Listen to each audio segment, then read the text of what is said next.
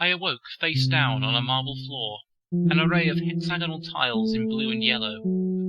An ant walked past my nose, zigzagging back and forth across the dusty stonework. I rose unsteadily to my feet. Where was I? I found myself in a market square. A set of canvas-covered stalls, all empty, stood mournfully in the fading light. The sun was low on the horizon, and night would fall soon. Beyond the market stalls, the forest began.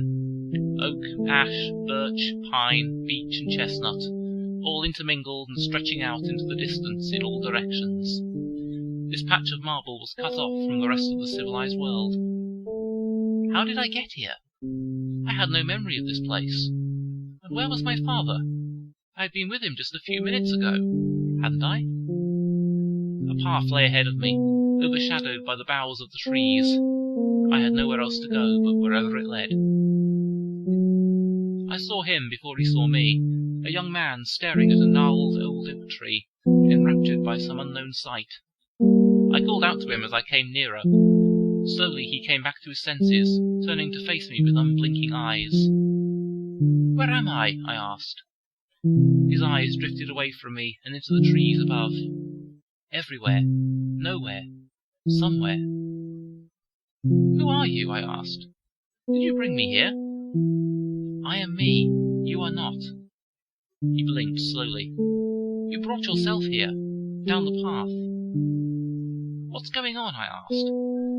He turned back to the oak tree. "War," he said. "Look, the warriors are on the march." I came closer. The tree was alive with tiny creatures, ants swarming amongst each other, red against black. I could almost hear the inaudible screams of the dying. "Where does this path go?" He did not reply. The battle of the ants had taken his full attention once again. I moved on. The sun was sinking as I reached the end of the path. Ahead of me, shining in the fading light, was a golden temple. Ornate silver gates sparkled in the sunset, standing ajar. It seemed I was welcome here. I stepped between them, marvelling at the scale of the enormous building before me, an enormous pyramid, one wall facing me and two more angling away on either side. I walked around it, counting 3 more walls before I returned to the gated side.